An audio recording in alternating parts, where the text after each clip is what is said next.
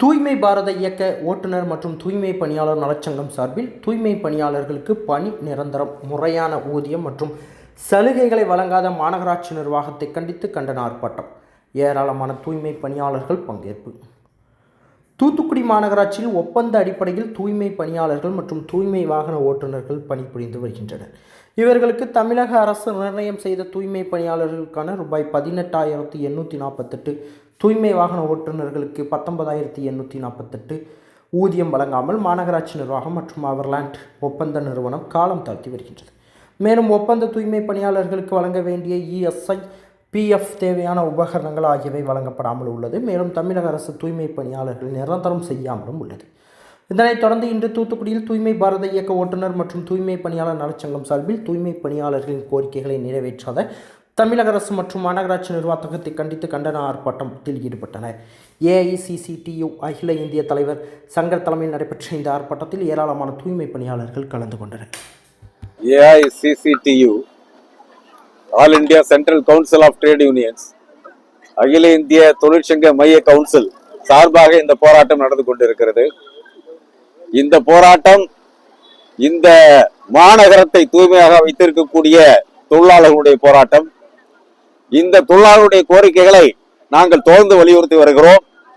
சமீபத்தில் கூட நாடாளுமன்ற உறுப்பினர் கனிமொழி மற்றும் இங்கு இருக்கக்கூடிய நம்முடைய மாநில அமைச்சர் கீதா ஜீவன் அவர்கள் எல்லாம் மேயர் எல்லாம் உட்கார்ந்து கொண்டு பேசி இந்த பிரச்சனை எல்லாம் ஏப்ரல் 1ஆம் தேதிக்குள் தீர்க்கிறோம் என்று வாக்குறுதி கொடுத்தார்கள். அதுவரைக்கும் காத்திருந்து பார்த்தோம், ஆனால் அது தீரவில்லை. அதன் காரணமாக மீண்டும் போராட்டத்தில் இறங்க வேண்டிய அவசியம் இருக்கிறது. அப்படிப்பட்ட கோரிக்கை என்ன? மிகப்பெரிய கோரிக்கை என்று பார்த்தால் ஒன்றும் கிடையாது. இது இந்த மாநில அரசாங்கம் அறிவித்திருக்கக்கூடிய குறைந்தபட்ச கூலியை தொழிலாளர்களுக்கு வழங்க வேண்டும் என்று சொல்கிறோம். இந்த மாநில அரசாங்கம் என்ன கொள்கை வகுக்கிறதோ, என்ன குறைந்தபட்ச ஊதியம் அறிவிக்கிறதோ அதை அமுல்படுத்த வேண்டிய கடமை மாநில அரசாங்கத்திற்கு உண்டு. இந்த தூத்துக்குடி மாநகராட்சி என்பது மாநில அரசாங்கத்தினுடைய ஒரு பகுதி. மாநில அரசாங்கத்தினுடைய ஒரு பகுதியாக இருக்கிற மாநகராட்சி நிர்வாகமே இதை அமல்படுத்தவில்லை என்று சொன்னால் இந்த மாநில அரசாங்கத்தினுடைய அறிவிப்புகளை அமல்படுத்துவது யார்?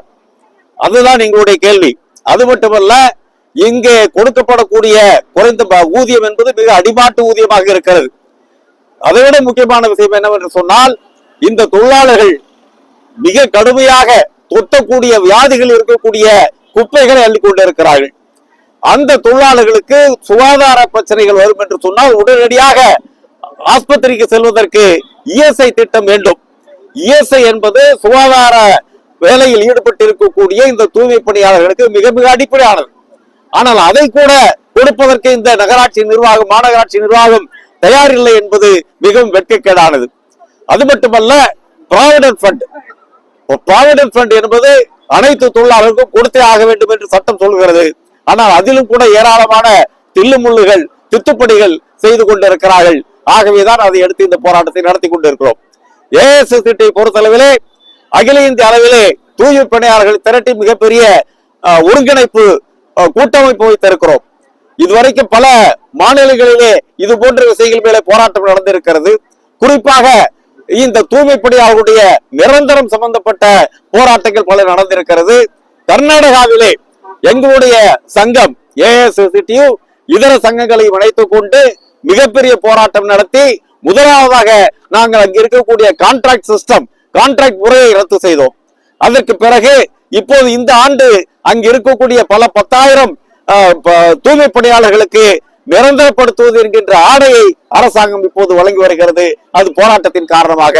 அங்கே கர்நாடகத்தில் இருக்கக்கூடிய காங்கிரஸ் அரசாங்கம் இதை செய்ய முடிகிற போது தமிழ்நாட்டில் இருக்கக்கூடிய திமுக அரசாங்கம் இந்த தூய்மை பணியாளர்கள் எல்லாரையும் நிரந்தரம் செய்வது என்கின்ற ஒரு பணியை, கடமையை ஒரு சட்டத்தின் மூலமாக கண்டிப்பாக செய்தே ஆக வேண்டும் என்ற கடமையை ஏன் செய்யக்கூடாது என்பதுதான் எங்களுடைய கேள்வி. ஆகவேதான் இந்த போராட்டத்தை இங்கே நாங்கள் நடந்து கொண்டிருக்கிறோம். செய்திகளை உடனுக்குடன் தெரிந்து கொள்ள உங்கள் கரம் டிவியை சப்ஸ்கிரைப் செய்யுங்கள். அதோடு பெல் பட்டனையும் கிளிக் செய்யுங்கள்.